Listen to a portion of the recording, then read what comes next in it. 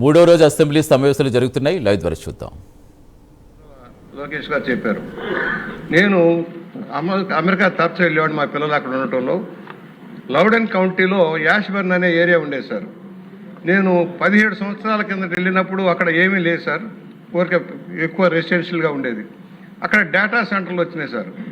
ఏదో పెద్ద sound system వస్తుంది, మరొకటి అని చెప్పే చోట భారీ ఎత్తున డేటా సెంటర్లన్నీ ఆ యాష్బర్న్ రైల్వే స్టేషన్ సమీపంలో వచ్చినాయి సార్. దాని వచ్చినంత ఈ 17 ఏళ్ళు టోటల్ మార్పు వచ్చేసింది. ఆ ఏరియా అంతా కూడా గ్రోత్ కారిడార్గా పెరిగిపోయింది. వేలాది మంది గోపాలు వచ్చి నేను కూడా వెళ్ళాను. పక్కనే ఒక డిపార్ట్మెంటల్ స్టోర్స్కి వెళ్ళేవాడిని.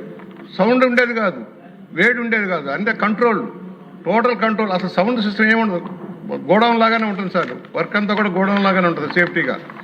తెలుసో తెలియకో దానివల్ల ఎన్విరాన్మెంటల్ తేడా వస్తుంది, మార్పు వస్తుంది, డిగ్రీలు పెరిగిపోతాయి. ఇవన్నీ కూడా కరెక్ట్ అయింది కాదనేది నా భావన. నేను స్వయంగా చూసినాను కనుక ఎక్స్ప్లెయిన్ చేయడం కోసం మీ ముందుకు వచ్చాను. అందువలన డేటా సెంటర్తో పాటు ఇవాళ ల్యాండింగ్ కూడా, కొత్త ల్యాండింగ్ కూడా వస్తుంది. ఆన్లైన్ ల్యాండింగ్ కూడా వచ్చినప్పుడు ఇంకా ఉపాధి కల్పించేదానికి ఒక సెంటర్, ఇండియాకే ఒక సెంటర్గా విశాఖపట్నం వస్తున్నది. మనం అభినందించాలని కోరుతా ఉన్నాను. చౌదరి గారు, ఇవన్నీ కాదు, మన భారతదేశం ప్రజాస్వామ్యం ఎక్కువ. పనికిమాల వాళ్ళందరూ కూడా ఏవో మాట్లాడుతుంటారు. అది ఎక్స్ప్లెయిన్ చేయాలి, మనం ఎక్స్ప్లెయిన్ చేయాలి. ఏదైనా ఒక మంచి జరిగేటప్పుడు సార్ నేను అనేక ఆరోపణలు వస్తాయి. పైగా మనకు గొడ్డల పార్టీ లాంటిది ఉంది. దానికి తోడు కొంతమంది అవగాహన లేని వాళ్ళు మాట్లాడే ప్రసంగాలు ఉంటాయి. అవగాహన లేకుండా 1546 సభ్యులు కోరికపోయిన వాయిదా వేయడం జరిగింది. ఆన్సర్ ఇచ్చేందుగా ఒక్క నిమిషం ప్లీజ్, టైం ఆన్సర్ ఇచ్చేందుగా భావించవలసిందిగా కోరుతున్నాను. ఇప్పుడు నెక్స్ట్ క్వశ్చన్. కిందకి రావాలి, మనకి మీరు అక్కడ వాళ్ళని ఎలా చేయకూడదు అక్కడ. సభ సాంప్రదాయం అది.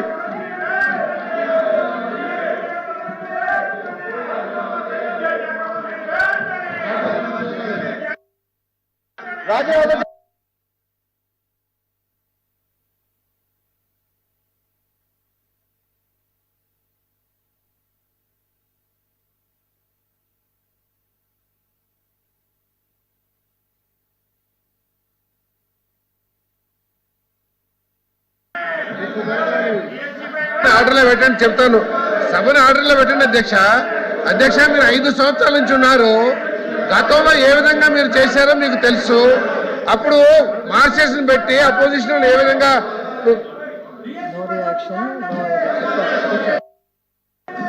కాదు అధ్యక్ష. మీరు సభను ఆర్డర్లో పెడితే సమాధానం చెప్తాం. ప్రజలు తెలుసుకోవాలనుకుంటున్నారు అధ్యక్ష.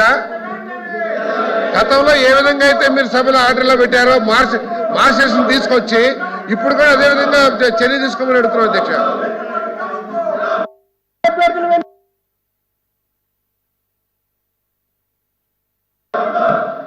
చైర్మన్ గారు, తమరన్నా తమర స్థానమన్నా సరే అపారమైనటువంటి గౌరవం ఉన్నటువంటి వ్యక్తులు అధ్యక్ష. మీకు అన్ని అధికారాలు ఉన్నాయి. సభ సాంప్రదాయంగా జరగాలి. ప్రతిరోజు కూడా సభ్యులందరూ మీ చుట్టూ మూగి ఈ రకంగా చేయడం మంచి విధానం కాదు అధ్యక్ష. తమరు గత ప్రభుత్వంలో కూడా చైర్మన్ గా మీరు వ్యవహరించారు అధ్యక్ష. చైర్మన్ గా వ్యవహరించేటప్పుడు ఇక్కడ ఒక రెడ్ లైన్ కూడా గీశారు అధ్యక్ష. రెడ్ లైన్ గీసి ఎవరైనా అపోజిషన్ సభ్యులు రెడ్ లైన్ గీసి లోపలికి వస్తే ఇమీడియట్ గా సస్పెండ్ చేసేవారు అధ్యక్ష. ఈ రోజు మీరు సస్పెండ్ చేయమని చెప్పడం లేదు. మీరు ప్రతిరోజు ఇదే జరుగుతున్నప్పుడు, ఫుల్ పవర్స్ మీకు ఉండేటప్పుడు మీరు యాక్షన్ తీసుకోండి అధ్యక్ష. మిమ్మల్ని కించపరచాలని కాదు అధ్యక్ష, మీకు ఫుల్ పవర్స్ ఉన్నాయి. ఇది 3వ రోజు. ప్రతిరోజు ఈ విధంగా చేస్తున్నప్పుడు, సభ్యులందరూ మీ చుట్టొచ్చి ఈ రకంగా గొడవ చేస్తున్నప్పుడు మీరు ఫుల్ పవర్స్ ఉపయోగించి మీరు ఇమీడియట్ గా యాక్షన్ తీసుకోమని కోరుతున్నాం.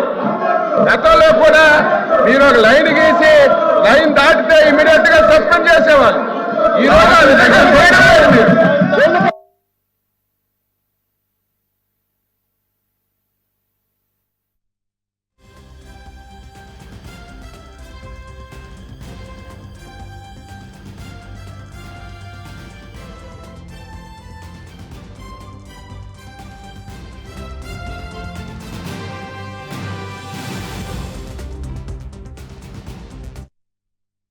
కూడా అక్కడక్కడ ఒకటి అరా ఎగ్జాంపుల్గా మిగిలిపోవడం వల్ల మనకే బాధ అనిపిస్తుంది అధ్యక్ష. దీన్ని పెద్ద మనసు చేసుకొని ఎడిట్ ఆప్షన్స్ మాత్రం చాలా సీరియస్గా డిసిప్లైన్డ్గా అదే కమిట్మెంట్తో చెయ్యాలని చెప్పి మంత్రి గారికి కోరుకుంటున్నాను అధ్యక్ష. నరేంద్ర గారు. స్పీకర్ సార్, గౌరవ మంత్రి గారిని అధ్యక్ష, నేను గౌరవ మంత్రి గారిని అడిగేది ఏంటంటే, కొన్ని ఎక్కడెక్కడో సంబంధం లేని ఆధారాలు అధ్యక్ష వచ్చి ఆ కుటుంబాలు కలవటం మూలన వాళ్ళు చుట్టాలు కాదు, రిలేటివ్స్ కాదు, ఒకే చోట ఉండేవాళ్ళు కాదు, ఎక్కడెక్కడో ఉన్న ఆధార్లు పేర్లు వచ్చి వాళ్ళ హౌస్ హోల్డ్ సర్వేలో మ్యాపింగ్ అవటం మూలన మా ప్రాంతంలో కొన్ని గ్రామాల్లో విపరీతమైన ఇబ్బందులు, ప్రభుత్వం నుండి వచ్చే బెనిఫిట్స్ ఏవైతే ఉన్నాయో రాకుండా ప్రజలు ఇబ్బంది పడతా ఉన్నారు అధ్యక్ష. మేము అధికారులకు చెప్పి రాయించితే పైకి కూడా రాయటం జరిగింది. మరి ఏ అయితే అధికారుల నుంచి వచ్చిన ప్రతిపాదనలు ఏవైతే ఉన్నాయో అవి వాటిని సవరించే విధానాన్ని ఇవ్వాలని చెప్పి నేను మంత్రి గారిని కోరుతా ఉన్నాను అధ్యక్ష. అదే కాకుండా గత ప్రభుత్వంలో అధ్యక్ష వాళ్ళు వాలంటీర్లను పెట్టి వాళ్ళ ఇష్టానుసారం అర్బన్ ప్రాంతంలో కొన్ని 6 స్టెప్ వాలిడేషన్ ఉంది అధ్యక్ష.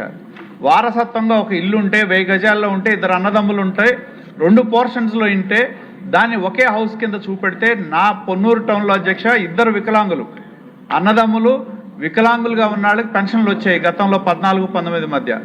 గత ప్రభుత్వంలో వాటిని హౌస్ హోల్డ్ సర్వేలో ఒకే ఇంటి కింద మ్యాపింగ్ చేయటం వలన 2 వికలాంగుల పెన్షన్లు పోయినాయి అధ్యక్ష, వచ్చే పెన్షన్లు. కాబట్టి నేను కోరేది ఏంటంటే, మనకు తెలుసు కొన్ని చోట్ల ఒకే ఇంట్లో ఉన్న 4-5 పోర్షన్లు ఉంటాయి, ఆ పోర్షన్స్ అన్నిటినీ కూడా ఒకే హౌస్ హోల్డ్ కింద తీసుకురావటం వలన ఆ కుటుంబంలో మిగతా వాళ్ళకి ఎవరికి కూడా బెనిఫిట్స్ రాకుండా ప్రభుత్వం నుండి వచ్చే పెన్షన్ కావచ్చు, లేదా వాళ్ళకి రావాల్సిన అమ్మఒడి కావచ్చు, ఇవన్నీ కూడా రాకపోవటం వలన ప్రజలు ఇబ్బందులు ఎదుర్కొంటా ఉన్నారు, రేషన్ కార్డ్స్ కానీ వీటన్నిటిని. కాబట్టి నేను కోరేది ఏంటంటే వాటిని సరిచేసే అవకాశం ప్రభుత్వం కల్పించాలి. ఎందుకంటే కుటుంబాలు విడిపోయినాయి, ఎవరి కుటుంబాలు వాళ్ళు ఉంటున్నారు, ప్రతి ఇంట్లో వాళ్ళకి పిల్లలు ఉంటారు. మరి వాటన్నిటిని కూడా ఒకే ఇంటిని 3-4 పోర్షన్లు ఉన్నా వారసత్వంగా వస్తాయి అధ్యక్ష. వారసత్వంగా వచ్చిన ఇళ్ళు కుటుంబంలో పంచుకుంటే వాటిని ఒకే హౌస్ హోల్డ్ కింద చూపెట్టడం వలన చాలామందికి ప్రభుత్వం నుండి రావాల్సిన పథకాలు రావటం లేదు. అధికారుల నుంచి రాయించినా కూడా మేము ఎంపీడీఓల నుంచి రాయించాం అధ్యక్ష, అయినా కూడా వాటిని ఈ రోజు వరకు సవరణ చేయలేదు. కాబట్టి గౌరవ మంత్రి గారిని నేను కోరేది ఏంటంటే, అటువంటి అనామలీస్ ఏవైతే ఉన్నాయో వాటిని సరిచేసే విధంగా చేయాలి. ఎక్కడైతే హౌస్ హోల్డ్ సర్వేలో గత ప్రభుత్వంలో ఉద్దేశపూర్వకంగా వాలంటీర్లను పెట్టుకొని వాళ్ళు మనుషులు కాని వాళ్ళన్నింటినీ కూడా ఆ కుటుంబాలని ఒకే హౌస్ హోల్డ్ కింద తీసుకురావటం వలన వాళ్ళకి రావాల్సిన బెనిఫిషరీస్ రావటం లేదు. కాబట్టి దాన్ని సరిచేసే విధంగా ఆదేశాలు ఇవ్వాలని చెప్పి నేను గౌరవ మంత్రి గారిని కోరుతా ఉన్నాను. రామకృష్ణ గారు చెప్పినట్టు హౌస్ హోల్డ్ మ్యాపింగ్లో అయితే చాలా అవకతవకలు జరుగుతున్నాయి అధ్యక్ష. అవి సరిచేసేటువంటి మెకానిజం అయితే లేదు అధ్యక్ష. దానివల్ల చాలామంది నష్టపోతున్నారు. దీంతో పాటు గ్రామ సచివాలయ సిబ్బంది రేషనలైజేషన్లో ప్రమోషన్ ఛాన్సెస్ విషయంలో కొన్ని అన్యాయాలు కూడా జరిగాయి అధ్యక్ష. ముఖ్యంగా వార్డు డేటా ప్రాసెసింగ్ సెక్రటరీస్ ఎవరైతే ఉన్నారో వారు 3480 మంది ఉన్నారు అధ్యక్ష. వారు ప్రమోషన్ ఛానల్స్ పూర్తిగా సీజ్ అయిపోయి కేవలం వాళ్ళు వార్డు డేటా ప్రాసెసింగ్ సెక్రటరీస్ కానీ మాత్రమే ప్రమోషన్కి వెళ్ళగలుగుతారు అధ్యక్ష. వాళ్ళ ఎక్స్పీరియన్స్ ఉండి వాళ్ళు డేటాబేస్లో కానీ కంప్యూటర్స్లో కానీ డేటా ఫైల్స్లో కానీ ఇవన్నీ ఎక్స్పీరియన్స్ ఉన్నప్పటికీ కూడా వారు ఎక్స్పీరియన్స్ ఉపయోగించే విధంగా వారిని ఉపయోగించుకోలేకపోతున్నాం. కాబట్టి వాళ్ళు ప్రమోషన్స్ రీరూట్ చేయాల్సిందిగా దీనికి ప్రభుత్వం ఒక కమిటీని కూడా వేయడం జరిగింది అధ్యక్ష. గ్రూప్ ఆఫ్ మినిస్టర్స్తో ఇవన్నీ కూడా వారు